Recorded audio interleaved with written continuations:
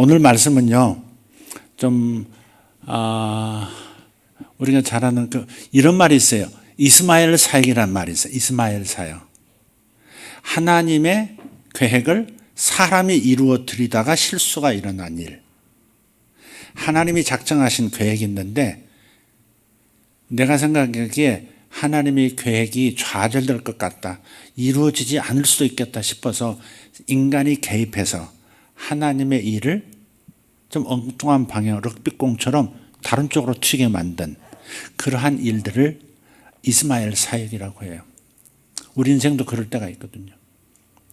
하나님께서 계획하시고 이끌어 가시는 하나님의 템포, 하나님의 리듬이 있는데 자기 시간, 자기 계획에 그냥 압도되어 가지고 오히려 하나님이 세우신 그 놀라운 일을 훼손하는 그런 일들도 있죠.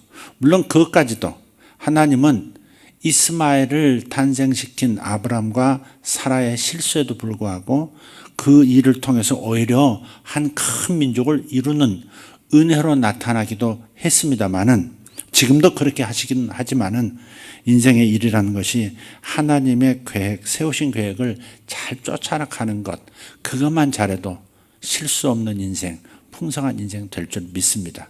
여러분 인생에는 이스마엘 사역이 나타나지 않기를 바랍니다. 하나님 일을 도운다고 하다가 하나님의 일을 망치는 일 없기를 바라는 것이에요.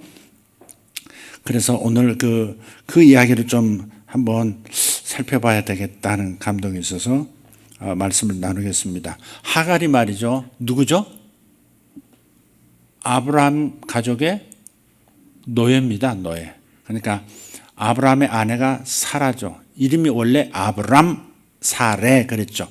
사레가 시집을 올 때, 아브라함을 만날 때 몸종 하나를 데리고 와요. 헬라어에서는 종을, 노예를 둘로스라 그래요. 남자 노예를 둘로스, 여자 노예는 둘레 이렇게 발음을 해요. 둘로스가 둘레가 되는 거죠. 근데 대개 이 둘레를 시집가는 딸에게 붙여서 보낼 때는, 만약에 아들을 못 낳을 때, 그럴 때 씨바지로, 대리모로 사용하라고 붙여주는 거예요. 튼튼한, 씩씩하고, 또 그래주고, 다리도 굵고, 이렇게 막 으쌰으쌰 하게 생긴, 역도 선수 비슷하게 이렇게 막 으쌰으쌰 하는 그런 몸종을 딸려서 좀 보내요. 얼굴이 너무 이쁘면 안 되거든, 또. 그렇잖아요. 애를 낳아주는 대리모인데, 얼굴이 너무 예쁘면 자기 남편이 그 몸종에게 빠질 수가 있으니까. 그래서 옛날에 우리 한국의 씨바지를 보면, 씨바지 영화를 보면, 이제 아들을 못 낳으면, 대가 끊기게 생겼으면, 그 씨바지 대리모 할 여자를 이렇게 집안에 들여서 일정 기간 머물게 하죠. 그리고 그 남편과 이 아이를 갖는 과정을 이렇게 갖게 해요. 그런데 아이를 가질 때도, 그러니까 결합을 할 때도 그 여인의 얼굴에 무명천을 덮어요. 얼굴은 못 보게. 남편이 얼굴은 못 보게. 그렇게 하고 이제 임신을 시키는 거죠. 그게 참, 그러니까 좀 비참한 인권 사각지대, 지금으로 말하면 있을 수 없는 일이죠. 그게. 그러나 옛날에는 자식을 얻기 위해서, 대를 잇기 위해서 그런 씨바지 문화가 자연스럽게 정착이 됐었다 하는 사실, 좀 안타깝죠. 그 안타까운 이야기가 하갈의 이야기인 겁니다. 그 이제 우리 한국에서는 만약에 아들을 낳으면, 일단 임신이 되면 아주 뒷방, 아주 골방 같은 데 들어가서 일체 소문 안 나게 가만히 있는 거죠. 그러니까 이 집 아씨가 난 것처럼 소리 소문 없이 임신하고 애 낳고 그 여인은 조용히 먼 거울로 내보내는 겁니다. 그러니까 임신에 성공해서 아들을 낳으면 한 5섬 쌀을 주고, 그 다음에 한 몇 개월은 입막음용 쌀을 계속해서 매달 주고, 그러다가 멀리 쫓아보내는 비용 해서 또 1년에 몇 섬씩 이렇게 주고, 참 비참한 일이었죠. 다시 아이가 그리워서 이 동네로 찾아오지 않는다, 그런 것 내쫓는 그런 그 비용까지 다 해서. 근데 만약에 딸을 낳으면 그 약속한 액수의 절반만 주고요. 그리고 뭐 이렇게 입막음용, 넷전용 이런 것도 없어요. 그냥 다 그걸로 끝나는 겁니다. 끝나고 그 딸을 낳으면 그 딸을 낳은 그 여인의 자식으로 같이 내보내는 거예요. 오늘날 그런 일이 있으면 얼마나 이게 있을 수 없는 일이죠. 근데 우리나라 100년 전만 해도 있었다고요. 갑자기 가슴이 아프네. 그걸 생각하니까. 그래서 하갈이 애를 가져요. 가진 상태에서 가출을 합니다. 그게 하갈의 1차 가출 이야기가 창세기 16장에 나오고요. 여기서 이제 이스마엘이 탄생합니다. 그리고 21장에 창세기 21장에 가서 이삭이 출생하고요. 그러면서 하갈이 2차 가출을 하게 됩니다. 하갈의 1차 가출 얘기 16장 한번 보도록 하겠습니다. 우리 성경에는 하갈과 이스마엘 하는 제목이 붙어 있어요. 한번 1절부터 한번 읽어보겠습니다. 한편 아브라함의 아내 사레는 그에게 아이를 낳지 못하였는데 그녀에게는 이집트 사람으로 하갈이라는 이름을 가진 한 여종이 있더라. 10아제예요. 사레가 아브라함에게 이르되 이제 보소서 주께서 나를 막으사 아이를 낳지 못하게 하셨으니 원하건대 내 하녀에게로 들어가소서. 혹시 내가 그녀로 말미암아 아이들을 얻을 수도 있으리이다 하매 아브라함이 사라의 목소리에 귀를 기울이니라 그랬어요. 한 지붕 두 가족입니다. 지금 이게. 한 지붕 두 가족. 사람 사는 곳에 한 지붕 아래 두 가족이 이렇게 있으면 아브라함과 사라와 그리고 하갈, 이 삼각관계 속에서 보이지 않는 어떤 갈등 구조가 지금 있는 거죠. 그래서 그런데 문제는 아브라함이 사라의 목소리에 귀를 기울이니라 그랬단 말이에요. 요게 창세기 3장 17절에 아담이 하와의 말을 듣고 이렇게 선악과를 취하죠. 바로 그것과 똑같은 표현이에요. 그러니까 아브라함의 이런 남자들이 여자의 말을 듣고 그 여자의 이 부추기는 그 말에 이게 넘어가는 그래서 하나님의 뜻을 인간이 개입해서 실수로 바꿔버리는 잘못된 이스마엘 사역으로 바꿔버리는 그런 일이 아담 때부터 있었다. 어쩌면 아담의 원조 속에 듣지 않아야 할 얘기를 듣는 끝까지 하나님의 약속을 기다릴 줄 아는 하나님의 목소리만 마음에 남게 하는 그러한 지혜가 가정에게 있어야 되는데 그게 아니라 여자의 말에 귀를 기울이는 일들 그런 것들이 원죄의 흐름 속에 있지 않는가 싶어요. 라헬의 말을 듣고 야곱도 빌하를 자기 아내로 또 취해서 애를 또 낳고 결국은 라헬이 요셉도 낳고 베냐민도 낳았잖아요. 그런 것들이 인간의 개입에 의해서 생겨나는 불협화음들이죠, 이게. 근데 아담 때부터 그랬다. 아브라함도 믿음의 조상 아브라함도 그랬었다. 아브라함이 사라의 목소리에 귀를 기울이니라. 이 말씀이 그냥 딱 한 줄이지만 이게 많은 것을 생각하게 하는 부분이에요. 아내의 말을 듣지 말아라 그런 말이 아니에요.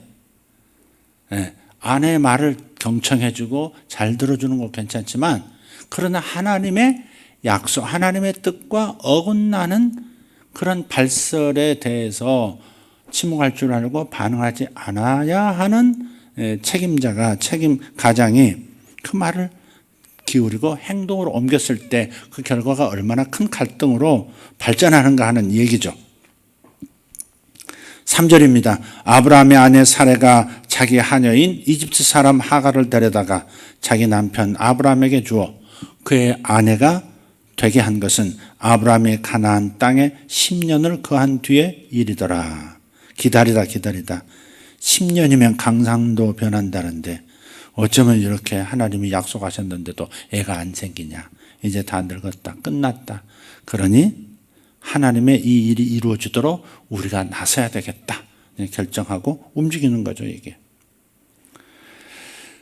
근데 이제 중요한 것은 이거예요. 오늘 말씀의 제목을 너는 어디서 왔느냐 그러겠는데 이게 하나님께서 2차 가출한 하갈에게 던지신 질문이거든요. 너는 어디서 왔느냐? 어디로 가느냐 너는? 이렇게 물으시거든요. 딱 두 마디. 너는 어디서 왔느냐? 너는 어디로 가느냐? 제목이 그건데 이게 이제 하나님께서 단지 주소를 물으신 게 아니라 너 어디서 살다가 지금 여기 광야로 나온 거야? 이렇게 주소를 물으신 것이 아니라 정체성을 물으신 거죠. 너의 본래 자리가 어디냐? 너 여종 아니냐? 여종 아니냐? 사라의 종 아니냐? 사라의 노예 아니었더냐? 그 얘기예요. 근데 애를 가졌단 말이에요. 그때부터 문제가 생기기 시작했죠. 아브라함에게 자기 남편 아브라함에게 주어 그의 아내가 되게 한 것은 아브라함이 가나안 땅에 10년을 거한 뒤 이르더라. 4절 그가 하갈에게로 들어가니 그녀가 수태하며 그녀가 자신이 수태한 것을 알고 임신한 것을 알고 자기 눈앞에서 자기 여주인을 멸시함으로 그랬어요. 이게 하갈의 어리석음이죠. 좋은 관계가 나쁜 관계로 추락하는 것은 순식간입니다. 마음먹기에 따라서 좋은 관계가 나쁜 관계로 그냥 내리막길을 달리는 거예요. 좋은 관계였잖아요. 이 사례가 이 하갈을 통해서 아이들을 얻을 수 있으리다 그랬거든요. 2절에서. 그러니까 하나님만 얻고자 한 게 아니에요.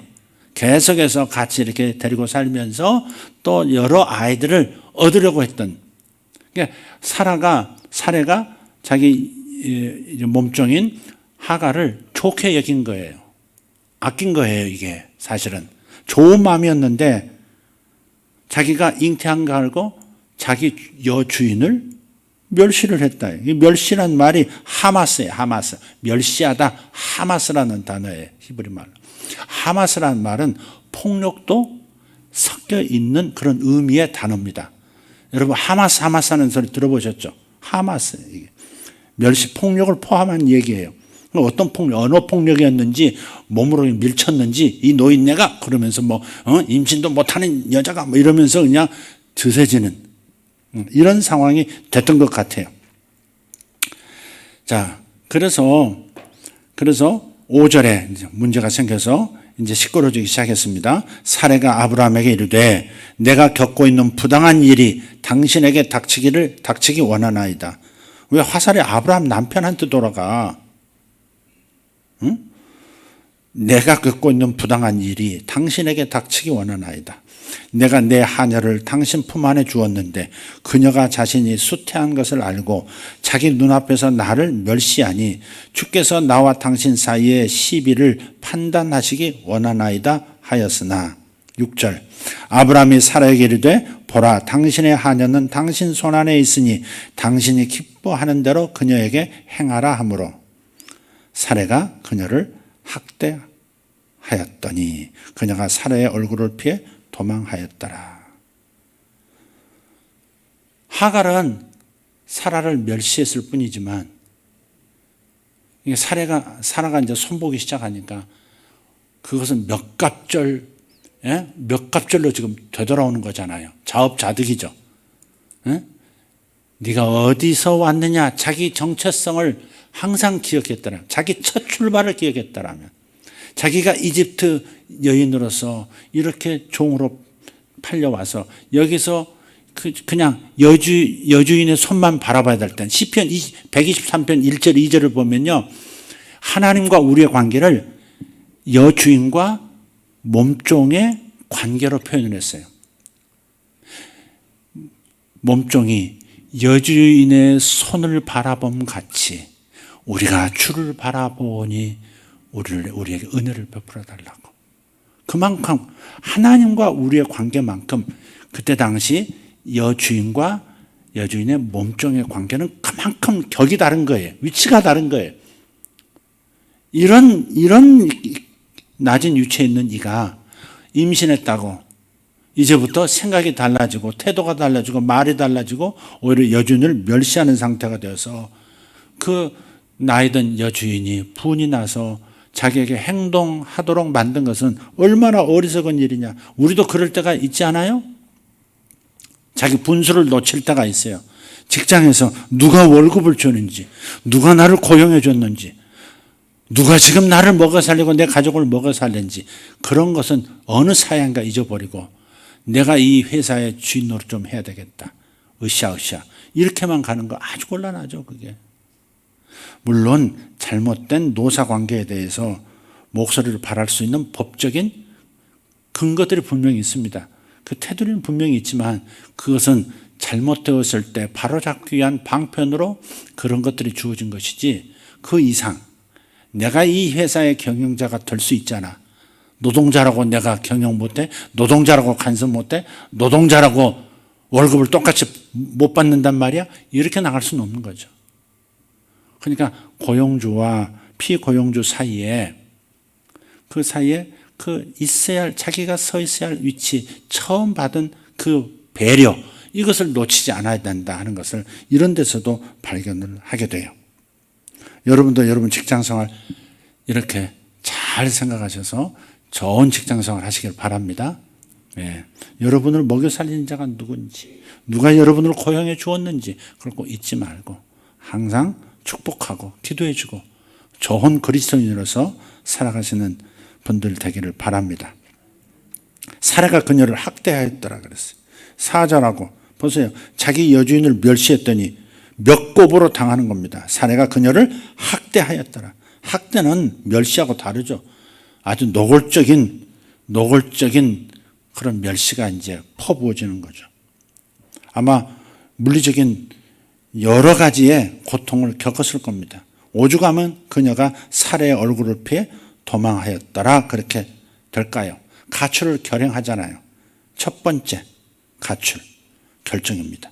보통 가출할 때는 우리 이제 어렸을 때 치기에 어려서 그냥 확 이제 가출하는 경우도 있어요. 저도 하루 가출해 본 적이 있어요. 딱 하루 가출하고 바로 하루 만에 손 들고 들어왔지만 하루 가출해 본 적이 있어요. 지금도 생각이 나요.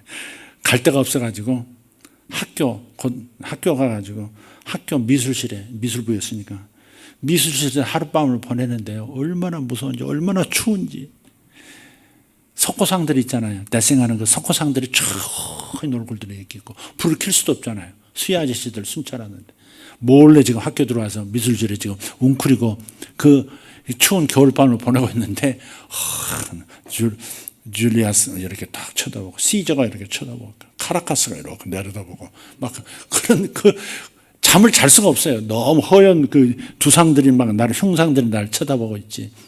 그 다음에 돈이 없어가지고 그냥 미술실 유치원 깨져가지고 화판으로 막아놨는데 와당탕 또 넘어지지. 그럼 또 놀래가지고 또 가서 들이맞고 이젤로 누르고 막.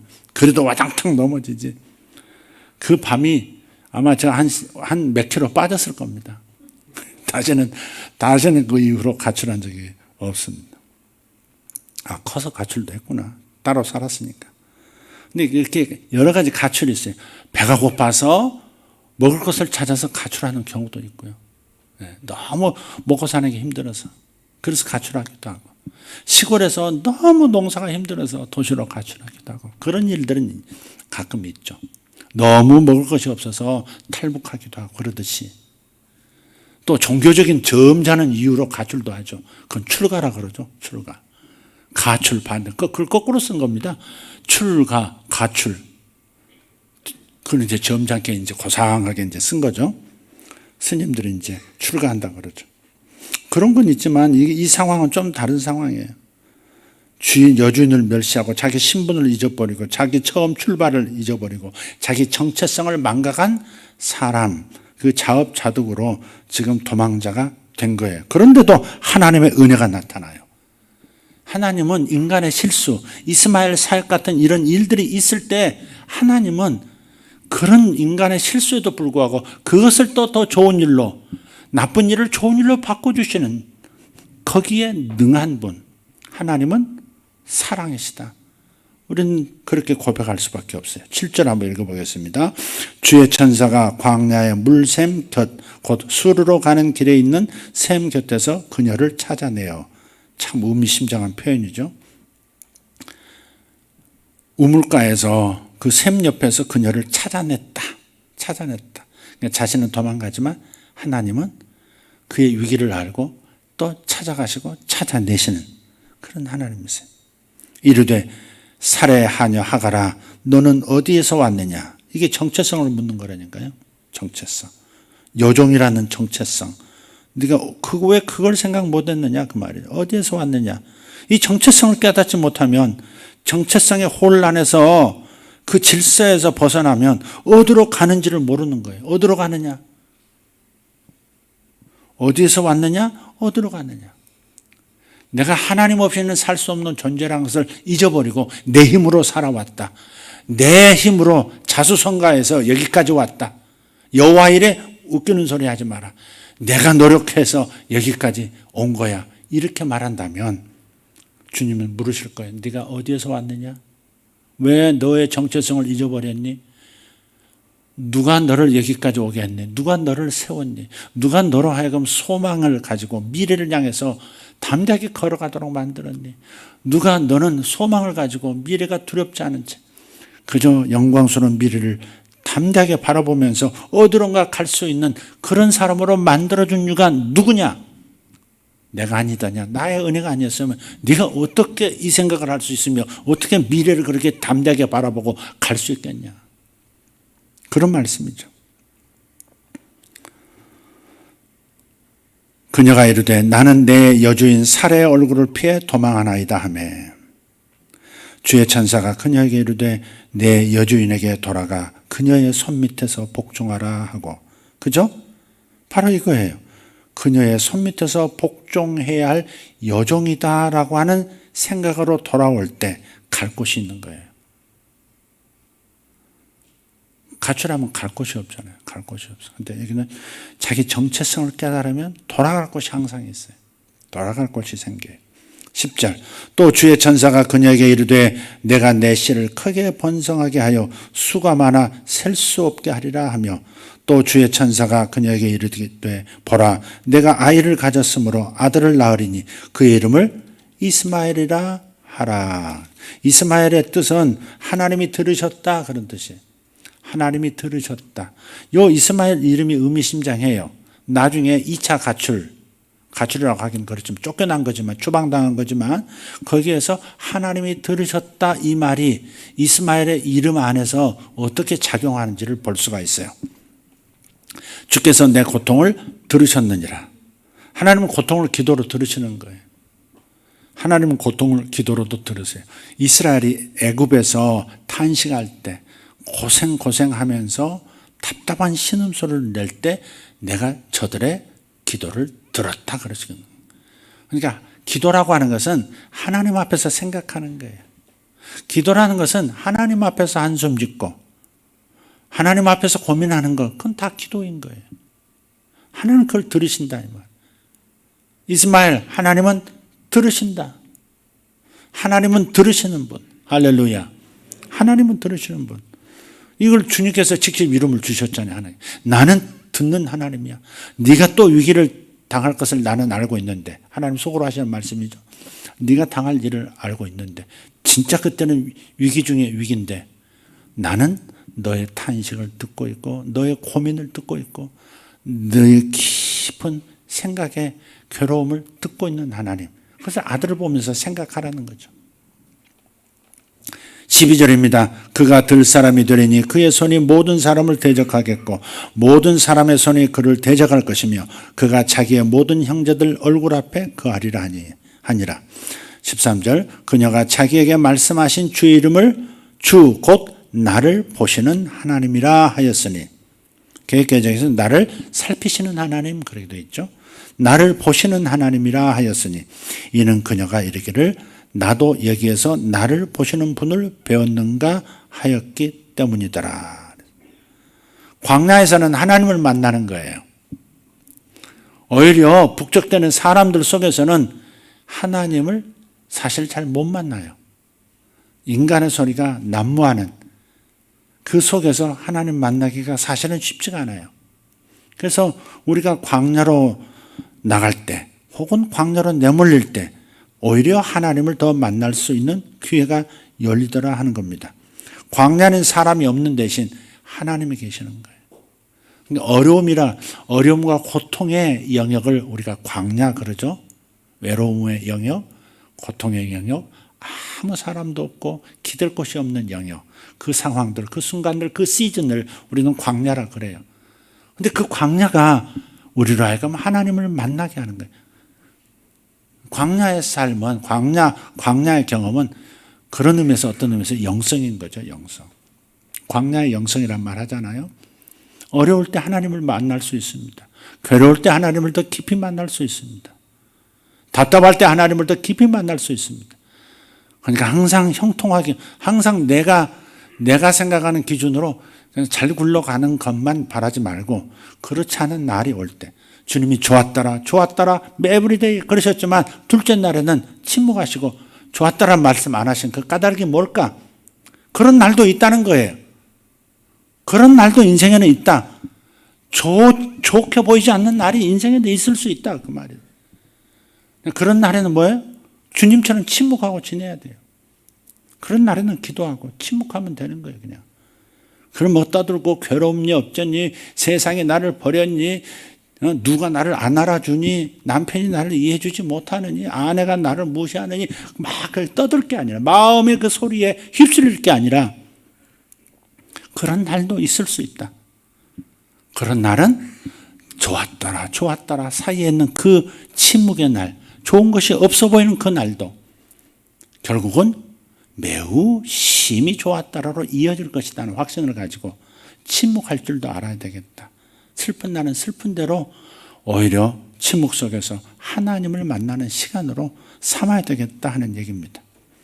오늘 제가 쭉 성경을 읽으면서 이렇게 말하는 거 어떻습니까? 뭐 이것도 한번 경험해 봅시다. 나를 보시는 하나님. 나를 보시는. 그러니까 여기서 이 하갈이 지금 첫 번째 가출 상황에서 하나님을 경험했어요. 그 경험한 하나님을 뭐라 표현해? 나를 보시는 하나님. 나를 살피시는 하나님. 하나님의 눈과 귀가 내게 있다는 확신을 주는 그 경험 속에서 하나님의 이름을 나를 보시는 하나님이라 그렇게 고백을 하는 겁니다. 14절입니다. 그러므로 그 샘은 브엘라헤로이라고 불렀는데 보라 그것은 가데스와 베렛 사이에 있느니라. 가데스 광야, 베렛 사이에 있다 그랬어요. 요 브엘라헤로이라는 말은 나를 보시는 살아계신 분의 우물 그런 뜻입니다. 나를 보시는, 나를 살피시는 살아계신 분의 우물, 그게 벨라헤로이예요. 되게 하나님께서 우물가에서 만나는 그 얘기가 성경에 많잖아요. 누가 우물가에서 누구를 만나요? 아브라함의 종이 우물가에서 누구 만나죠? 리브가를 만나죠. 이삭의 아내가 된 리브가를 만나요. 이삭도 우물 파다가 하나님을 만나고요. 야곱은 또 우물가에서 누구 만나요? 평생 사랑하는 라헬을 만나고. 예수님도 우물가에서 남편이 5 있었다. 그러나 지금 있는 남편도 내 남편이 아닙니다는 그 여인을 만나고. 우물가에서 어떤 생명의 주님을 만나는 경우가 참 많아요. 샘이라고 하는 것은 그런 의미가 오아시스라고 해요. 오아시스. 광야 가운데 있는 오아시스. 그 이미지를 한번 생각해 보세요. 하나님은 그곳에서 만나주죠. 광야 한복판. 지치고 지친 삶에 그냥 그 무게에 지쳐서 겨우 오아시스에 도착한 그곳에서 하나님은 만나주시는 광야의 하나님, 오아시스의 하나님. 네. 제가 오아시스의 하나님이라는 제목으로 설교를 한 적이 있어요. 기억나시죠? 조혜림 권사님 아버님께서 지금 돌아가신 지가 이제 뭐 한 20년 되셨나요? 뭐 10년 훨씬 넘으신 것 같은데요. 그런데 그 어르신께서 귀가 어두우세요. 그러니까 설교를 해도 잘 못 알아들으세요. 마이크 소리도 못 알아들어요. 그런데 항상 주일날 예배 앉아서 다 듣고 이렇게 했어요. 다 듣고 계신 게 아니야. 하나도 못 듣고 계시는 거예요. 그런데 그 옆에서 큰딸이 조혜은 집사님이 열심히 들리는 대로 그냥 막 굵직한 제목 막 이렇게 적어드려요. 근데 오아시스의 하나님, 내 인생의 오아시스, 내 인생의 오아시스 하나님, 예수님, 그걸 이제 적어줬어요. 근데 그 문장이 그렇게 짧은 그 문장에 그렇게 큰 감동을 주셨는지 제가 신방을 갔더니 누워 계시면서 뭐 이렇게 스케치북을 품에 안고 계시더라고요. 뭔가 이렇게 봤더니 보여주시는데 내 인생의 오아시스 하나님, 그걸 큰딸이 적어준 걸 품에 안고 그렇게 행복해하고 계신 거예요. 네. 그 생각이 납니다. 네, 그 생각이 납니다. 자, 이제 이게 그래서 이제 어떻게 돼요? 다시 돌아가죠. 15절. 하갈이 아브라함에게 아들을 낳음에 아브라함이 하갈이 낳은 자기 아들의 이름을 이스마엘이라 하였더라. 하갈이 아브라함에게 이스마엘을 낳았을 때 아브라함은 86세더라. 100세까지 기다렸으면 하나님께서 친히 하신 일을 봤을 텐데 14년을 못 기다렸죠. 이스마엘 사역이 탄생한 겁니다. 내 인생에 이스마엘 사역이 있어요. 여러분에게도 있을 겁니다. 혹시 내 남편이 이스마엘 사역이야? 그런 분. 그런 분 손 들어봐요. 내 남편이 이스마엘 사역이야. 내가 더 기다렸어야 되는데. 여보, 혹시 당신 그러는 거 아니지? 혼자만 물 마시고 있어. 나도 물 마셔야지.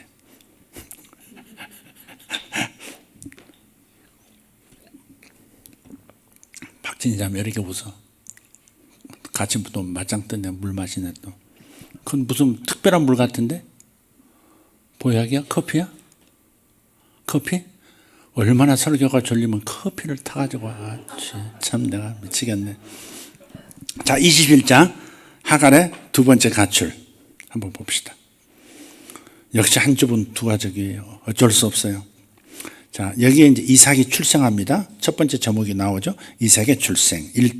1절 읽지 말고요. 이삭이 났어요. 이삭의 이름의 뜻이 뭐죠?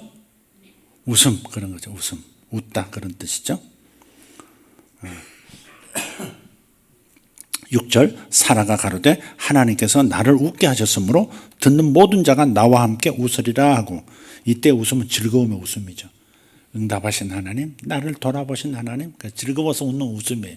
그러나 1년 전만, 몇 년 전만 해도 하나님이 친히 천사를 모습을 하고 오셔서 말씀하셔서 애가 있을 것이다 말씀하셨을 때도 엎드려서 웃죠. 아브라함도 웃었고요. 사라도 저 장막 뒤쪽에서 흥 하고 웃었습니다. 이 나이에 나 경수도 끊어졌는데 무슨 애는 무슨, 그래 푹 웃죠. 천사가 딱 말을 하죠. 네가 웃었느니라. 그랬더니 놀래가지고 웃지 않았습니다. 아니 웃었느니라. 그러잖아요. 그래서 어쨌든 웃음 얘기가 이어져 가지고 결국은 이삭이라는 웃음이라는 이름을 갖게 돼요. 자, 8절입니다. 8절. 아이가 자라 젖을 때에 이삭이 젖을 땐 바로 그날 아브라함이 큰 잔치를 베풀었더라. 큰 잔치예요. 젖을 땐 바로 그날이라고 그랬으니까 이게 젖을 언제 째나요? 돌잔치라고 그럽시다. 돌잔치라고. 사실 이스라엘 사람들은 애가 스스로 고대는 어쨌는지 아브라함 때 어쨌는지 모르지만 이스라엘인들은 그냥 애가 스스로 젖을 찾지 않을 때까지 물게 해준다고 그러더라고요. 아이에게 충족감을 주고 이렇게 강제로 막 이렇게 아까진 게 뻘건 거 발라놓고 막 우리 이민섭 집사가 몸이 약간 까다르게 있어. 지금 생각하면 모유를 더 많이 먹었어야 되는데 어머니가 어느 날 막 가슴이 시뻘겋시더라고. 그리고 반짝반짝 빛나기도 하고 뭔가 봤더니 전 못 물게 하려고 이민석 그만 먹으라고, 전 그만 먹으라고 새빨갛게 만드셨더라고 가슴을. 그래서 빌빌대는 것 같아요. 근데 어쨌든 이스라엘 사람들은 스스로 아이가 젖을 찾지 않을 때까지 물린다. 근데 어쨌든 우리가 돌이라고 하자. 1년 된 돌이라고 하자. 근데 이 잔칫날이 하갈하고 그 아들에게는 뭐가 돼요? 제삿날 됩니다. 잔칫날이 순식간에 제삿날이 돼요. 그 이야기가 9절부터 나와요. 사라가 보니 이집트 사람 하갈의 아들 곧 그녀가 아브라함에게 낳은 아들이 누구죠? 이스마엘이 이삭을 희롱함으로 그녀가 아브라함에게 이르되 이 노예 여자와 그녀의 아들을 내쫓으소서. 이 노예 여자의 아들은 내 아들 곧 이삭과 함께 상속자가 될 수 없나이다 하며, 지금 사라가 도진 거예요. 아주 오래전에, 몇 년 전에 이스마엘을 가졌을 때 저 몸종이, 저 노예가 갑자기 자기를 멸시하고 자기를 밀어내고 자기가 안주 있는 것처럼 굴었던 그 트라우마가 다시 확 올라온 거예요. 상처가, 이 감정이라는 것이 이렇게 가라앉으면 그게 없어지는 것 같아도 저 아래서 또 다른 형태로 나오죠, 이렇게. 지금 그 이스마엘 애들은 서로 이렇게 형하고 뭐 배다른 동생, 배다른 형제지만 그러나 아이들은 그렇게 놀 수 있잖아요.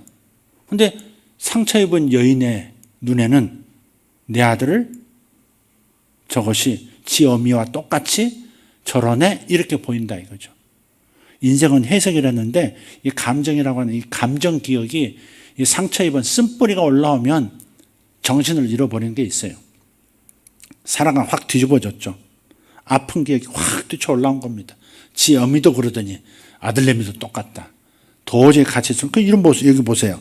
여기 10절에 보면 아예 이름으로 부르질 않아요. 이 노예 여자와 그녀의 아들을 그러죠. 이 노예 여자와 그녀의 아들을 내쫓으소서. 이름을 부르질 않습니다. 그리고 자기 아들은 이삭이라고 딱 그래요. 자기 아들은 이삭이라고 그래요. 그런데 이스마엘을 부르지 않습니다. 하갈 이름도 안 불러버립니다. 사람 취급 안 하겠다 이거죠. 이 정도로 상처가 확 도진 겁니다. 여자의 한은 뭐라 그러죠? 온유에라도 서리가 낀다. 겪어보셨습니까? 이효석 권사님. 한을 품어보셨습니까? 어떻게 그 비유를 정확하게 강렬하게 표현하시는데 지금 나한테 뭔가 감정이입이 됐어 지금. 여자가 한을 품으면 6월에도 서리가 내린다. 마스크 벗어봐. 한이 서렸네. 그러죠. 정말 상처죠, 상처. 근데 하나님께서는 그런 상처 입은 감정을요 그대로 놔두시질 않으세요. 또 터치해 주세요. 감정을 터치해 주세요. 감정이 하나님 손에 만져지면요, 의해서 만져지고 고쳐지면, 다루어지면요 정감 어린 사람이 돼요. 감정적인 분노의 사람이 정감의 사람이 돼요. 그러니까 정화된 감정을 갖게 돼요. 그러니까 여러분 안에 부정적인 에너지, 상처의 감정들이 있어요. 그게 남편일 수도 있고 아내일 수도 있고 시어머니일 수도 있고 장인일 수도 있어요. 형제일 수도 있어요. 근데 그 부정적인 감정을 하나님 앞으로 가지고 와야 돼요. 그 강도 그대로 가지고 올 필요가 있어요. 그럼 하나님 만지시면요 굉장히 정감해, 감정이 정화된 그런 따뜻하고 부드럽고 지혜로운 감정으로 나타나기 시작해요. 다른 사람을 더 끌어안을 수 있고 더 세밀하게 살필 수 있는 그런 정감 어린 사람으로 변화가 돼요. 근본적인 변화가 일어나는 겁니다. 그러니까 홀로 끌어안고 있습니다. 괜찮아 그러면 안 돼요. 이끌어내야 돼요. 끌어내서 하나님께서 만져주시도록 할 필요가 있어요. 그 얘기가 여기에 계속 이어집니다. 11절, 자기 아들로 인해 이 일이 아브라함의 눈앞에서 큰 근심거리가 되니라 그랬어요. 아브라함의 눈앞에서 큰 근심거리, 그러니까 너무 고민이 되니까 까만 밤을 하얗게 세운 만큼 그냥 괴로운 심정으로 아브라함이 그냥 날밤을 세운 거예요. 그만큼 괴로웠어요. 12절입니다. 하나님께서 아브라함에게 이르시되 그 아이나 내 노예 여자로 인해 그 일을 내 눈앞에서 근심거리로 두지 말고 사라가 내게 말한 모든 것대로 그녀의 목소리에 귀를 기울이라. 이때는 하나님께서 들으래. 이스마엘 자기 임의대로 인간적으로 사라의 말을 들었을 때는 이스마엘 사역이 됐지만 지금은 이걸 수습하는 과정에서는 하나님께서 너의 아내의 말을 그대로 들으라고 하셨기 때문에 움직여도 문제가 없는 거예요. 아브라함에게는 바로 이 말씀 때문에 그렇게 가슴 아프지만 하갈과 자기의 또 다른 분신 이스마엘을 그냥 떡 한 덩어리, 물 한 주머니 딱 챙겨서 싹 내보내버릴 수가 있는 거죠. 하나님께서 뭔가를 하시겠다는 거죠. 13절 아주 그냥 확실하게 말씀하세요. 그 노예 여자의 아들도 내 씨니 내가 그로부터 한 민족을 만들리라 하시니라. 이렇다면 사라가 원하는 대로 내보낼 수, 추방할 수 있어요. 하나님께서 이 아이도 한 민족을 이루겠다 하시니까. 그러면 내가 그냥 든든히 한몫 챙겨서 내보내지 않아도 그냥 하루치 양식, 물 챙겨서 그냥 나가 해도 걱정이 없다 이 말이죠. 그러니까 우리가 고민할 때 밤새도록 그 큰 근심거리가 됐잖아요, 아브라함에게. 그러니까 하나님께서는 그 하나님 앞에서 하는 그 근심, 하나님 앞에서 하는 한숨, 하나님 앞에서 내쉬는 한숨과 함께 그 고통의 시간들, 괴로움의 탄식들, 그게 전부 기도가 된다고요. 기도. 하나님의 기도로 들으신다고요. 이걸 믿으세요. 끙끙 앓는 심정이 되고 사람에게 말도 못하고 혼자만 끙끙 앓고 너무 힘들고 분하고 해도 하나님을 의식하면서 하시라 이 말이죠. 왜냐하면 하나님께서 그 탄식, 말로 안 되는, 말로 표현할 수 없는, 하나님께도 말로 표현이 안 되는 바로 그 탄식을 하나님은 기도로 들으시고 가까이 다가오셔서 응답하시지 않습니까? 예. 다시 한번 따라합시다. 기도란 하나님 앞에서 생각하는 것. 아멘. 한숨이 깊으면 깊을수록 기도도 깊어지는 거예요. 그래서 아브라함이 큰 약속을 받잖아요. 이스마엘 내 쫓아보내도 내가 키울게. 내 손에 맡겨.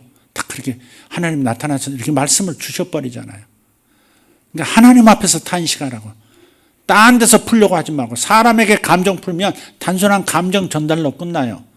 그런 하나님 앞에서 내가 감정을 표현하기 시작하면 하나님이 만져주시고 그리고 삶의 변화가 일어나고 내 존재 안에도 변화가 일어나는 줄 믿습니다. 14절입니다. 아브라함이 아침에 일찍 일어나 버리면 막 뭐가 그렇게 급한지 아침에 일찍 일어나. 이게 아브라함의 믿음이고 확신이고 자신감입니다.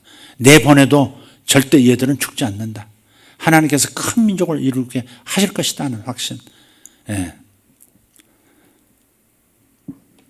14절 아브라함이 아침 일찍 일어나 빵과 물 한 부대를 취해 하갈에게 주되 그녀의 어깨에 그것을 메어주고 그 아이를 주며 그녀를 내보내매 그녀가 떠나 브엘세바 광야에서 방황하더라. 참 이 말씀만 이렇게 보면 참 가슴 아픈 그림이죠 이게.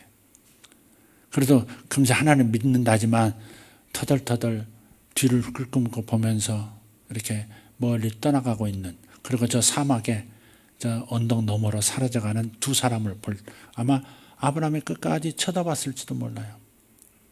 하나님을 믿지만 한편에는 인간적인 마음으로는 가슴이 아프잖아요. 그 마음이 이렇게 전달될 때 같이 가슴이 아파요. 첫 번째 가출할 때는 하갈의 그런 그 혼자 저지른 일이니까 하갈 혼자 저지른 일이에요. 근데 그러니까 몸은 힘들었어도 마음은 그다지 힘들지 않을 수 있어요. 상대적으로. 그러나 두 번째 추방당한 이 상황, 아들과 함께 아직도 청년으로 자라지 못한 미성년자 아들을 데리고 추방당할 때 아들에게 물주머니 얹고 빵 들고 가라 맡길 수는 있어. 그래 몸은 편할 수 있어도 마음은 훨씬 더 무거웠을 겁니다. 몇 값줄 무거웠을 거예요. 그냥 광야에서 방황한 것이 그냥 몸만 방황한 게 아니라 마음의 방황이 있다는 것을 생각을 해야 되겠죠. 부대에 물이 떨어짐에 그녀가 그 아이를 떨기나무 중 하나의 밑에 두고, 그러니까 장렬하는 태양빛 아래서 입은 쩍쩍 갈라지고 물은 떨어지고 더 이상 물주머니에서 물이 한 방울도 떨어지지 않은 상황에서 자기는 될 수 있는 적게 먹고 아이에게만 이렇게 먹였건만 물이 다 떨어졌어요. 이제 죽는 길 외에는 없는 거예요. 그래서 그 떨긴나무 그늘 아래다가 이렇게 밀어놓고 조금이라도 또 죽음에서 좀 멀어지도록 이렇게 밀어놓고 화살이 미치는 거리만큼 화살 쏴가지고 이렇게 떨어지는 그 거리만큼 떨어져서 그를 마주보고 앉았으니 그래요. 이는 그녀가 이르기를 아이가 죽는 것을 내가 보지 못하겠다 하였기 때문이더라. 차마 애가 죽는 모습은 내가 못 보겠다. 그리고 그녀가 웁니다. 그녀가 그를 마주보며 앉아서 목소리를 높여 우니 그랬어요. 울기 시작합니다. 사람이 극한 상황이 되면 눈물이 통곡이 나오죠. 울기 시작합니다. 자기 몸종으로 팔려온 것도 한탄스럽고 사라가 자기를 학대한 것도 밉고 분노가 일어나고 또 남편을 속삭여서 자기를 내쫓은 그 비참한 심정도 있고 아이가 저대로 죽으면 어떡하는 두려움도 있고 또 왜 그것을 아브라함은 끝까지 막아주질 않고 결국은 자기 부인의 말대로 우리를 내쫓았는가 하는 그런 미움과 그런 좌절감도 있고 자기의 무능에 대한 그 괴로움도 있고 다 우리 얘기 아닙니까 이게? 자신의 그 실수, 자신의 미성수, 자신의 잘못 때문에 내 자식이 죽는다는 그런 그 괴로움과 자책감과 두려움과 죄책감들 그런 것들이 지금 눈물로 막 쏟아지기 시작하는 거예요. 눈물의 흐름은 적지 않습니다. 여러분 물이 끓는 점이 비등점이라고 그러죠. 빙점은 어는 온도죠. 비등점 물이 끓는 점이 몇 도죠? 섭씨? 처음 듣는 것처럼 날 쳐다보네. 100도에 끓잖아요. 기름은 몇 도에 끓기 시작한 줄 아세요? 기름, 콩기름 뭐 그런 거 몇 도에? 180도 정도에서 끓기 시작합니다. 쇳물은 언제부터 녹고 쇳물이 부글부글 끓는 줄 아십니까? 제가 포항 가서 알았습니다. 포항 무슨 제철소죠? 포항 제철소죠? 거기 갔더니 최초의 그 영광로 이렇게 모형이 그대로 있는데 거기에 숫자가 적혔더라고요. 안내하는데 그 입구에 그 숫자가 딱 적혀 1563 이렇게 적혀 있더라고요. 1563이 뭐냐고 물었더니 쇳물이 녹고 끓기 시작하는 그 온도래요. 1563도가 되면 새가 녹고 끓기 시작한대요. 그때 이제 그 주물을 부어서 이제 뭐 형태들을 뭐 레일을 만들기도 하고 철근을 만들기도 하고 하는 거죠. 근데 이 쇳물, 이 뜨거운 쇳물로도 사람의 마음은 못 녹여요. 쇳물로 사람의 마음을 녹일 수는 없어요. 그러나 눈물은 사람의 마음을 녹일 수 있어요. 눈물은 사람의 마음을 치유해요. 그래서 가끔 예배 드릴 때, 가끔 찬양할 때, 가끔 말씀 읽다가, 가끔 어쩌다가 기도할 때 눈물이 쏟아지기 시작할 때가 있어요. 그때 하나님께서 내 마음을 치유하시는 거예요. 내 마음을 녹이시는 거예요. 내 깊은 상처, 저 깊은 잠재의식, 무의식 안에 있는 어떤 부정적인 형태의 나쁜 에너지를 녹여내는 시간이거든요. 쇳물로도 안 녹는 걸, 기름으로도 녹지 않는 것을 눈물은 녹일 수 있는 거예요. 눈물이 마르는 것은 여러분 좋은 현상은 아니에요. 제가 전번에 인천 집회 갔을 때 집회가 다 끝나고 목사님께서 마지막 이제 뒤풀이 하는데 목회실에 앉아서 우리 두 사람 앞에 사모님하고 목사님 앉아서 갑자기 목사님이 대화하다가 울기 시작하는 거예요. 집회 때도 울지 않았어요. 은혜가 임하고 막 뭐 별일이 일어나도 울지도 않던 표정이 없던 그분이 갑자기 울기 시작하더라. 말씀을 드렸잖아요. 막 우는 거예요. 눈물이 막. 사모님이 이렇게 보다가 몇 년 만에 이렇게 운대. 우리 목사님이 몇 년 만에 이렇게 나 처음 봐요. 몇 년 만에 그러시더라. 그게 마음을 녹이는 거거든요. 마음을 녹이고 마음의 괴로움을 막 녹이고 영혼을 씻어내는 거거든요. 그게. 예, 그러니까 여러분 눈물 있는 분들 되기를 바라요. 그냥 찔박하면 울고 그러란 말이 아니고 하나님의 임재 안에서 우는 거죠. 내 자신의 괴로움을 눈물로 표현할 수 있는 사람, 눈물까지 가고 통곡으로 갈 수 있는 사람은요, 그때 큰 치유가 일어납니다. 이런 때가 있어야 돼요. 청년들도 하나님이 맹숭맹숭해. 뭐 엄마 따라서 아버지 따라서 교회 다녔는데 믿음도 있는 것도 같고 없는 것도 같고 모태 신앙이라는데 아무것도 못하겠고 기도도 못하겠고 믿음도 못하겠고 아무것도 못하겠어. 그게 모태 신앙이라고 그러는데 근데 어느 날 갑자기 마음속에서 막 이렇게 눈물이 나고 때로는 주님 앞에 부르짖으며 통곡하게 될 때 그때 주님을 만나거든요. 그때 그런 경험이 있어야 돼요. 한 번, 두 번 있으면 그러면 그 사람은 이제 평생 주님을 떠나지 않는 확신 속에서 걸어가는 사람들이 돼요. 한국 남자들 남자가 어디서 우느냐고 그것은 좋은 얘기가 아닙니다. 하나님 앞에서 남자들은 울 줄 알아야 돼요. 왜 여자만 울어요? 남자들이 울 줄 알아야 돼요.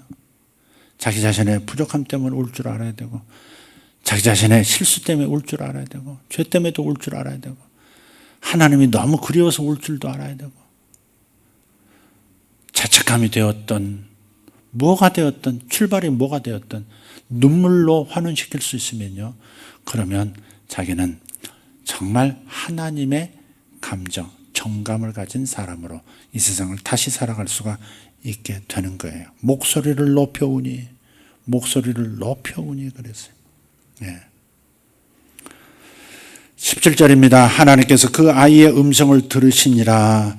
하나님의 천사가 하늘에서 하갈을 불러 그녀에게 이르되 하갈아 무엇이 너를 괴롭게 하느냐. 참 하갈과 주님께서 만날 때는 이 질문이 참 많죠. 너는 어디서 왔느냐? 너는 어디로 가느냐? 참 의미심장하잖아요. 인생은 나그네 길 어디에서 왔다가 어디로 가는가? 그때 그 노래 부른 그분이 가수 이름이 뭐죠? 최희준인가요? 돌아가셨죠, 그분. 구수한 목소리. 하숙집이 떠오르기도 하고 인생은 어디서 왔다가 어디로 가는가? 하나님께서 질문한 것이 굉장히 깊은 그 어떤 마음을 가지고 통찰하셔 살피시는 그 눈으로 그 질문을 사갈에게 던지시는 거예요. 여자로서 정상적인 삶을 못 살고 있는 사람이잖아요. 에? 똑같은 사람인데 사실은 똑같은 사람인데 젊어도 내가 젊은데 그런데 그렇게 비참하게 대우받고 그렇게 비참한 상황으로 자식과 함께 내쫓기는 죽음을 눈앞에 두고 있는 이 여인을 생각하면 무엇이 너를 괴롭게 하느냐? 이 말씀도 한번 묵상해 보세요. 무엇이 너를 괴롭게 하느냐? 무엇이 너를 괴롭게 하느냐? 전 괴로운 게 없어요. 그런 분은요. 깊이 하나님을 못 만나요. 사람마다 찌르는 가시가 마음속에 있어요. 괴로운 쓴뿌리 상처가 있어요. 그런 것들. 지금 현재 겪는 일들을 딴 사람들은 깊이 겪는데 이 사람은 무감각해져서 별로 큰 문제 아닌 것처럼. 어려서 부모들이 자식을 기를 때요. 대개 이제 율법적으로 자식을 기르는 사람들이 이제 그런 실수를 하는데 이 사람이 1살부터 한 6살까지 아니 그 아래까지 이 베타 상태의 주파수예요. 베타 상태라는 것은 뭐든지 그대로 정보를 받아들여요. 걸러내는 게 없어요. 그대로 받아들여요. 그야말로 하얀 도화지에 스케치하는 상태. 그 스케치가 일생을 그렇게 살아야 되거든요. 근데 그걸 누가 그려줘요? 엄마나 아빠가, 가족이 그려주거든요. 산 여기다 그려놓으면 평생 여기는 산만 있어야지 여기에 호수가 있을 수가 없어요. 산은 산이고 물은 물이고 평생 그렇게 가는 거예요. 사실은. 특별한 하나님의 임재로 싹 지우고 다시 만들어주시지 않는 이상은 대부분은 거기에 그 스케치에 따라서 색칠하고 더 덧칠하고 또 덧칠하고 그러다가 인생 가는 거거든요. 근데 어렸을 때 부모가 여러분 한번 언제 한번 찾아보세요. 아주 유명한 실험인데요. 무표정한 엄마 얼굴 실험이에요. 무표정한 얼굴 실험이라는 게 있어요. 엄마가 어린 아이를 이렇게 바라봐요. 그래서 막 웃어주고 그 다음에 같이 막 해주고 그 다음에 이런 표정도 짓고 슬픈 표정 놀란 표정 뭐 즐거운 표정 다 해줘요. 그럼 아이가 사람 속에는 태어나면서부터 거울세포를 가지고 태어난대요. 거울세포는 뭐냐? 자기 눈에 비친 대로 자기도 그대로 거울을 보면 자기가 뭘 하든지 그대로 나타나잖아요. 그런 것처럼 엄마가 어떤 표정을 짓고 감정 표현을 하면 아이들이 그 감정을 따라서 한대. 엄마가 웃으면 자기도 웃고, 엄마가 깜짝 놀라면 자기도 이러고, 그러면서 감정 표현하는 법을 배운대요. 근데 엄마가 이런 실험을 해요. 무표정한 얼굴을 해요. 그럼 아이가 당황해요. 당황해가지고 막 하고 뭐 이렇게 가리키기도 하고 안아달라고도 하고 막 웃는 표정도 짓고, 그러다가 나중에는 분노한 얼굴을 막 하기도 하고 그래요. 근데 그런데도 무표정한 얼굴을 하잖아요. 그럼 애들이 그대로 거울세포에 의해서 무표정한 얼굴이 돼버린대. 그리고 감정 표현을 잘 안 한대요. 어느 순간에 어느 상황에서는 좀 표현하지만 대체적으로 표정 없는 아이로 이렇게 변해버려요. 굳어져 버린대요. 그래서 여러분 자식 이제 뭐 여러분 대에는 이제 뭐 손주들이나 그러지 이제 다 실수들을 해가지고 이제 뭐 늦어가지고 이제, 어쨌든 손주들한테는 그러면 안 돼요. 항상 그렇게 애착 단계에 있을 때 감정 표현들, 얼굴, 그래서 애들도 마스크를 오래 쓰고 있으니까 애들이 어른들을 볼 때도 이렇게 봐요. 그냥 이렇게 조그만 애들, 이서 그런 애들도 이렇게 마스크 쓰고 있으면 표정이 지금 나를 좋아한다는 표정인지 싫어한다는 표정인지 화난 건지 재미있다고 하는 건지 모르니까 아이들도 표정이 없는 거예요. 이렇게. 요 2, 3년 동안 얼마나 우리 아이들에게 큰 손해가 왔을까 싶어요. 그래서 이렇게 조금 아직도 이제 마스크 이제 뭐 벗고 그런 걸 좀 조심스러워하는 아직은 좀 있으니까 마스크를 좀 멀리 떨어져서 이렇게 내리고 안녕 이렇게 해주는 거, 반가워 해주고 아 예뻐라 이게 해주고 좀 그럴 필요 있어요. 여러분 전부 흥 써가지고 표정을 모르는 동물들도 보세요. 흰 눈동자와 검은 눈동자가 구분되어 있는 이 동물들은 표정을 읽을 수가 있잖아요. 근데 되게 까마면 까만 눈동자만 딱 있으면요 표정이 없고 그 표정을 읽을 수가 없거든요. 감정을 읽을 수가 없다고요. 속에 뭐가 있는지를 읽을 수가 없어요. 그러니까 우리가 동물적 수준으로 떨어지지 않으려면 우리가 마스크도 이렇게 벗고 이렇게 아이들에게 이렇게 좀 호흡해 주면 좋겠어요. 이해되시죠? 지난 수요일 날 저녁에 설교하고 물을 이제 들고 이제 나갔는데 애들이 놀고 있더라고요. 지유랑 뭐 놀고 있는데 내가 물을 이렇게 딱 마시다가 지유한테 뭘 물어보고 싶어가지고 물을 마시는 순간에 지유야 했는데 사례가 들렸어요. 물이 이렇게 딱 넘어간 거예요. 그래가지고 내가 기침이 콜콜하게 나온 거예요. 그랬더니 지유가 목사님 이렇게 보다가 딱 뒤로 물렀더니 싹 다른 애 뒤로 숨더라고. 목사님 아프세요? 이러더라고. 이야, 이게 2, 3년 동안 얼마나 이게 이제 코로나 잘 피해라 그거 훈련을 됐는지. 아니 담임 목사님 기침 한번 했다고 살에 걸려가지고 꼴록 헤맸는데 이놈이 내가 코로나 환자인지 그러고 알고 확 뒤로 순간 선호 발작을 탁 뒤로 튀더라니까. 지희야 그랬지? 기억나? 저기 앉아 있었네. 저기 이제 봤더니 네가 그럴 수가 있어?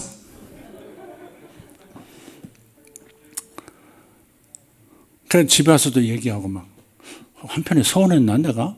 집에 와서도 아내한테 얘기하고 그게 이렇게 한 몇 발자국 순간 또 물러서더니 목사님 이렇게 약간 꺼리키는 눈빛으로 나를 쳐다보더라고. 내가 그랬죠. 뭐하다 그리 갔나. 다시 돌아옵시다. 하나님께서 근데 가만히 보면 너무 참 이상한 구절이 있어요. 무엇이 너를 괴롭게 하느냐. 이것도 여러분 중요한 거예요. 이 질문을 여러분이 들으셔야 돼요. 하나님께 직접. 네가 무엇 때문에 괴로워하느냐. 무엇이 너를 괴롭게 하느냐.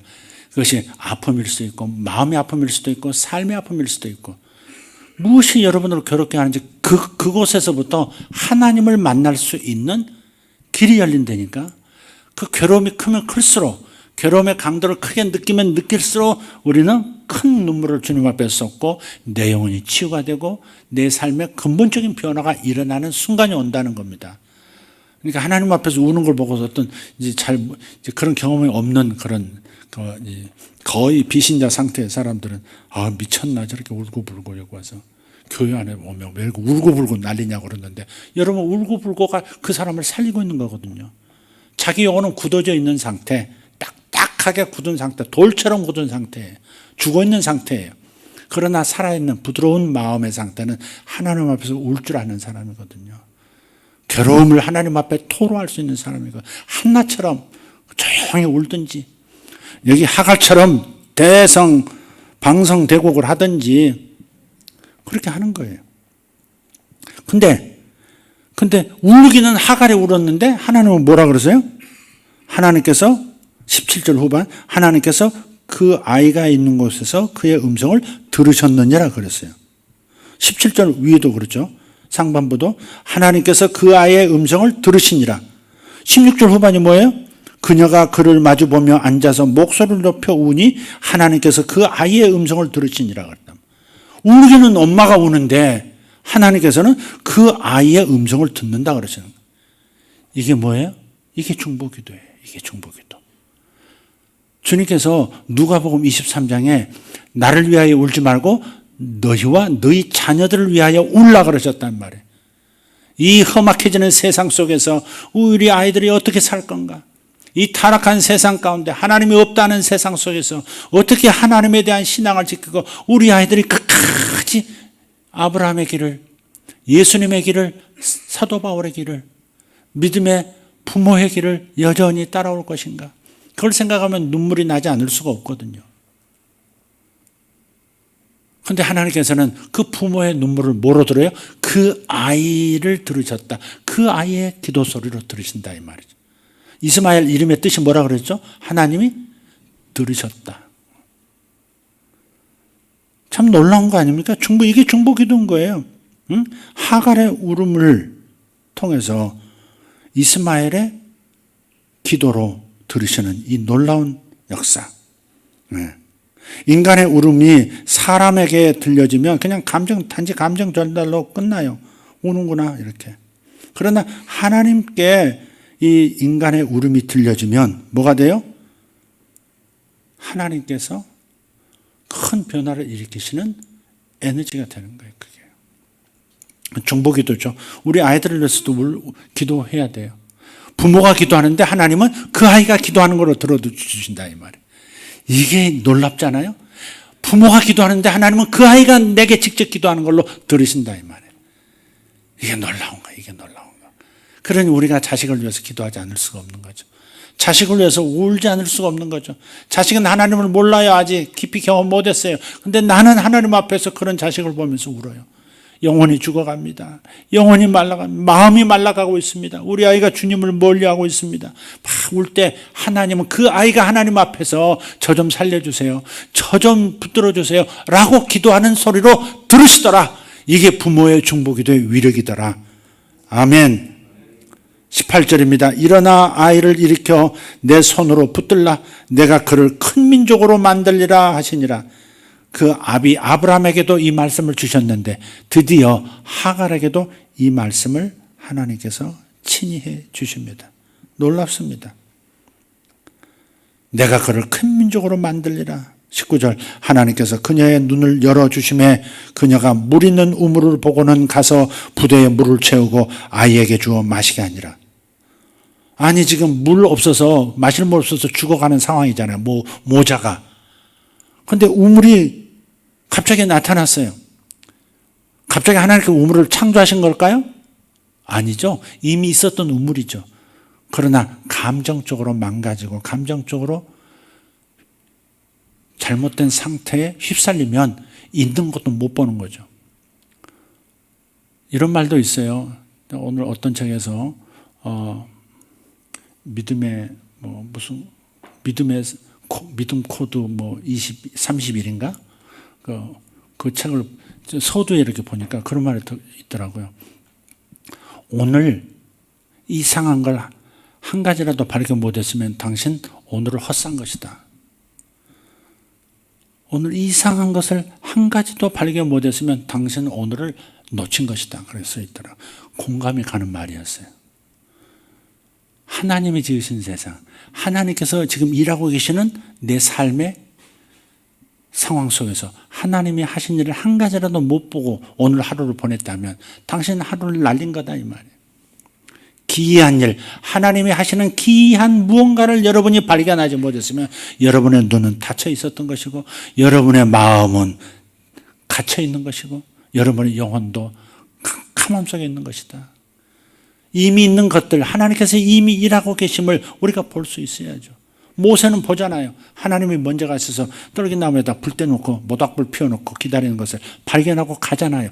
바로 이러한 경험들이 날마다 있어야 된다는 거예요.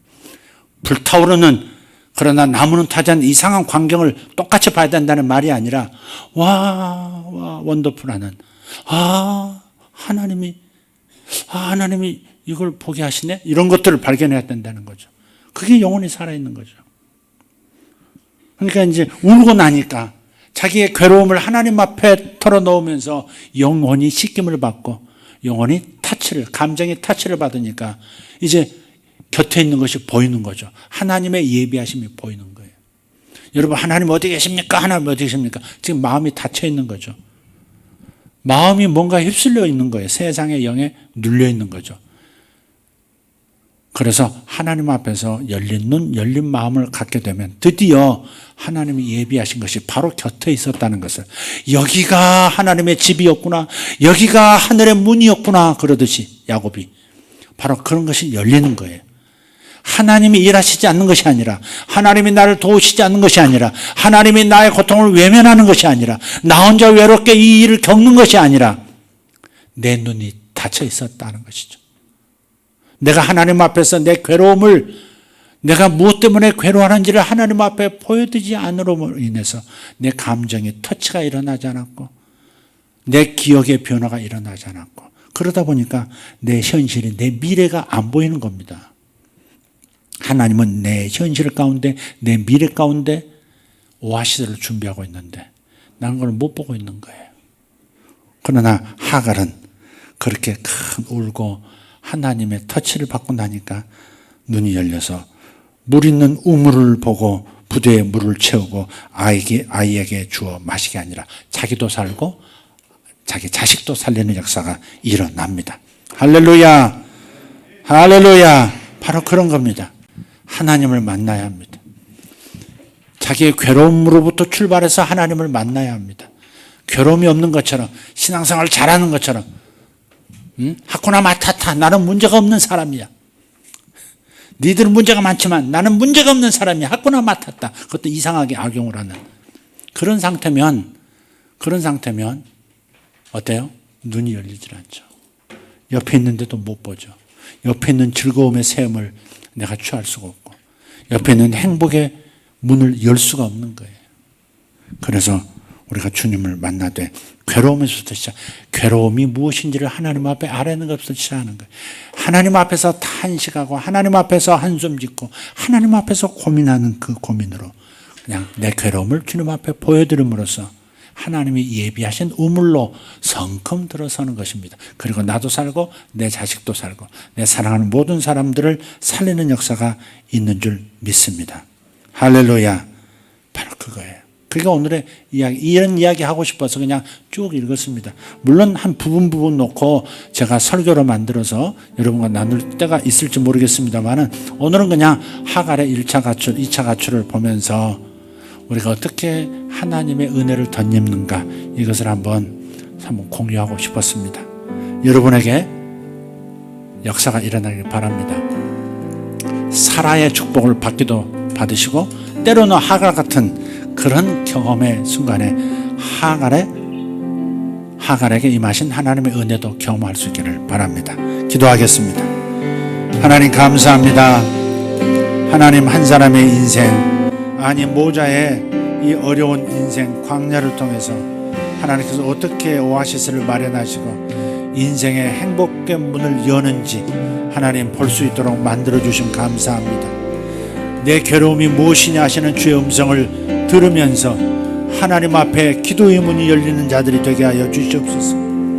내 괴로움이, 너희 괴로움이 무엇이냐, 너의 괴로움이 무엇이냐 물으시는 주의 음성을 모두가 듣게 하여 주시옵소서. 여기 있는 청년들, 여기 있는 어린아이들, 주님의 음성을 듣게 하여 주시옵소서. 네 마음속 괴로움이 무엇이냐, 네 마음속 괴로움을 내게 보이라.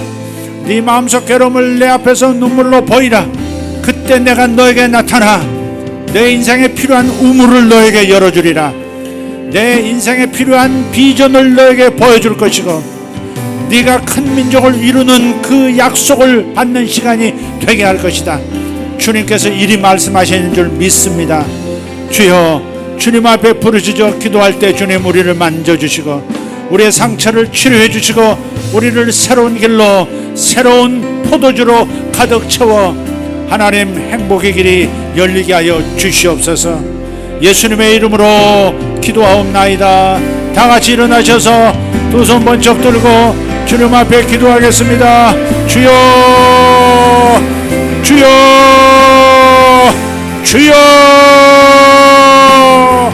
아버지여, 아버지여 감사합니다. 하나님 우리 아버지여 감사합니다. 아버지, 내 괴로움을 하시는 주님, 나의 탄식을 하시는 주님, 아버지, 나의 이 괴로움 속에서 나오는 이 한숨을 하시는 주님이세요. 여기에서 주의 역사가 나타나고 여기에서 주님의 능력을 경험하게 하여 주시옵소서. 나의 이 한계의 벽 앞에서 주님, 이 한계의 벽 앞에서 주님 앞에 부르짖사오니 주님, 여기서 주님 나타나 나를 만나 주시옵소서. 하나님, 인생을 치유할 수 있는 비결을 가르쳐 주시옵고 하나님, 새로운 사역을 열 수 있고 새로운 권능의 세계를 열 수 있는 바로 그 열쇠를 여기서 받을 수 있도록 만들어 주시옵소서. 주여 감사합니다. 주여, 나를 넘어설 수 있도록, 주여, 나의 이 괴로움의 한계를 넘어설 수 있도록 주님 역사하여 주시옵소서. 제가 하나님 여기서 탄식합니다. 주님, 제가 이 앞에서 탄식합니다. 제가 이 앞에서 하나님 주님 앞에 부르짖습니다. 주여, 저를 도와주시옵소서. 주여, 저를 도와주시옵소서. 하나님, 제가 이런 모습으로 인생을 마치는 것을 하나님 참아볼 수 없습니다. 제 인생의 죽음을 제가 볼 수가 없습니다. 제 인생의 한계 안에 갇혀서 제가 하나님 이렇게 쓰러져가는 것을 제가 볼 수가 없습니다. 하나님, 나의 자녀들이 그러한 모습 안에 갇혀서 더 이상 믿음의 전진이 없는 것을 볼 수가 없습니다. 주여 도와주시옵소서. 주여 도와주시옵소서. 하나님, 내가 한계의 벽 앞에 있습니다. 제가 지금 광야로 내쫓긴 것 같습니다. 어찌해야 할지 모르겠습니다. 주님 도와주십시오. 제가 전진해야 합니까? 멈춰야 합니까? 되돌아가야 합니까? 주님, 제가 여기서 쓰러질 수 없습니다. 주님, 저에게 나타나 주시옵소서. 말씀하여 주시옵소서. 어떻게 해야 합니까? 주님, 저의 괴로움이 이것입니다. 저의 괴로움은 이것입니다. 주님, 저의 괴로움은 이것입니다. 주님을 부를 수밖에 없습니다. 저는 주님만을 부를 수밖에 없습니다. 사람을 향하여 울 수도 없고 사람을 향하여 하소연할 수도 없고 주님만이 저의 길이 되십니다. 주님만이 저의 방법이 되어 주실 수 있습니다. 주님이 나의 우물이 되어 주시옵소서. 주님이 나의 우물이 되어 주시옵소서. 주님이 나의 자식의 우물이 되어 주시옵소서. 주여 도와주시옵소서. 다시 한번 주여 부르고 기도합니다. 주여, 주여, 주여. 주님, 우리의 부르짖음을 들으시고 나타나 주옵소서.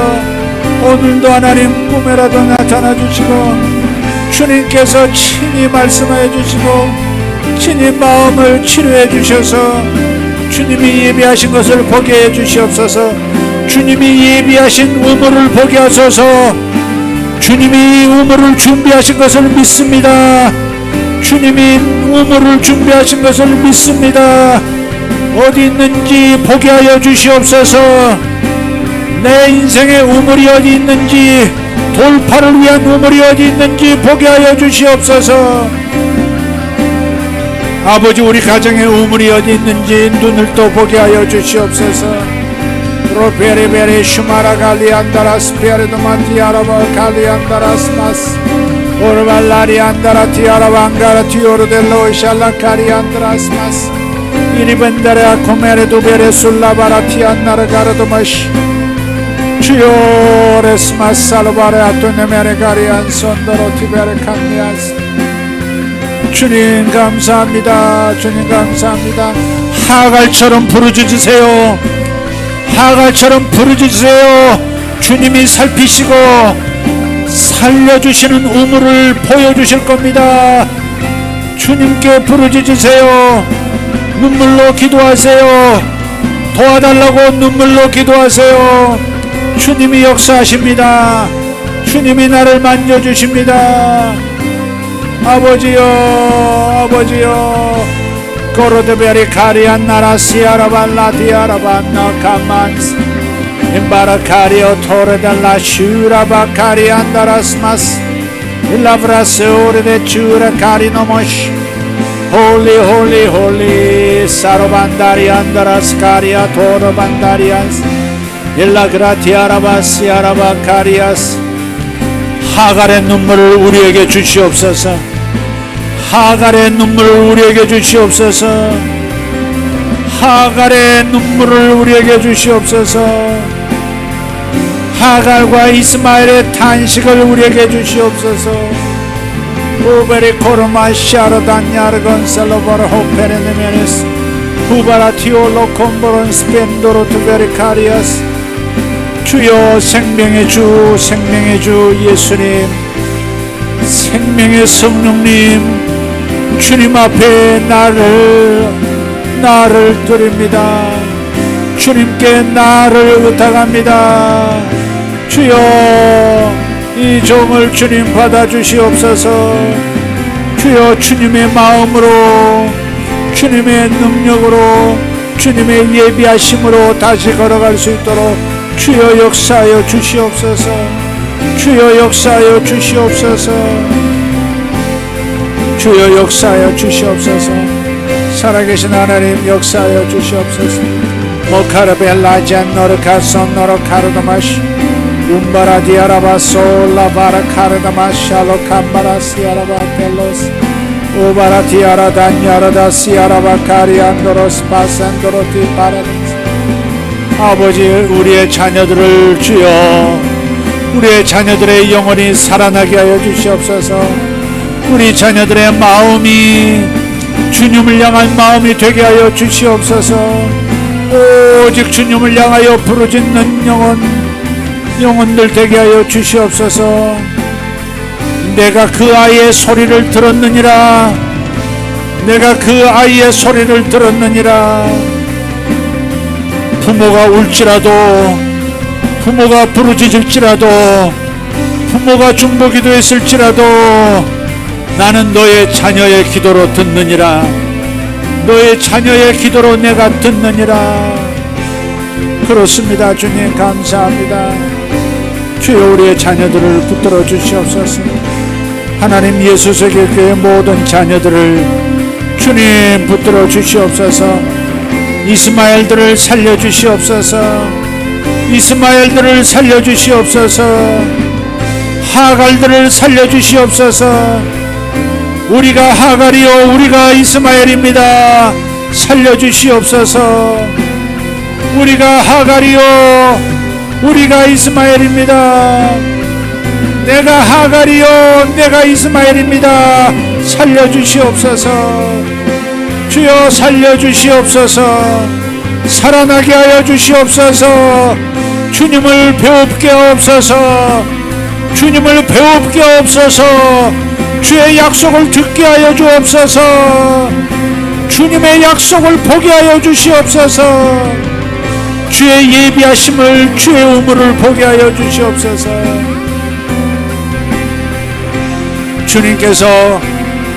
주님께서 귀가 아픈 이들을 치료하십니다. 귀가 아픈 이들을 주님께서 치료하십니다. 예수 이름으로 나을지어다. 영혼에 들을 귀가 없는 귀도 주님께서 치료하십니다. 듣게 될 것입니다. 불순종하여 부모의 말을 듣지 아니하는 자녀의 귀를 주님께서 치료하십니다. 들을 귀로 만들어 주십니다. 믿음을 가지시기 바랍니다. 자녀들의 귀가 열리고 있습니다. 자녀들의 귀가 열리고 있습니다. 부모의 말을 들을 수 있고 소중한 말을 들을 귀가 열리고 있습니다. 주님의 말씀을 들을 귀가 열리고 있습니다. 주님 치료해주셔서 감사합니다. 열어주셔서 감사합니다. 자녀들의 귀를 열어주시니 감사합니다. 닫힌 귀들을 열어주시니 감사합니다. 아멘. 이 나라를 만지시는 주여 더 만져주시옵소서. 저들이 주님의 음성을 못 듣습니다. 지도자들이 주님의 음성을 못 듣고 있습니다. 활짝 열어 듣게 하여 주시옵소서. 주님의 뜻이 들리게 하여 주시옵소서. 주님의 작정하심이 들리게 하여 주시옵소서. 주여 도와주시옵소서. 탄식이 기도라. 주님 앞에서 내뿜는 내쏟는 한숨이 기도라. 주님 앞에서 괴로움이, 주님 앞에서의 괴로움이 기도라. 주님 감사합니다. 그렇습니다. 그렇습니다. 그렇습니다. 그렇습니다. 아멘. 할렐루야.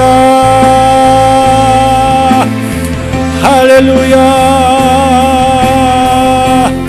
Oh, me lo resporta, ele belle tirado, abarocama, abarocama, oh, abarocama rodiaro bosemo, vida lo decíame lo velaradi. Povero Señor lo que soberana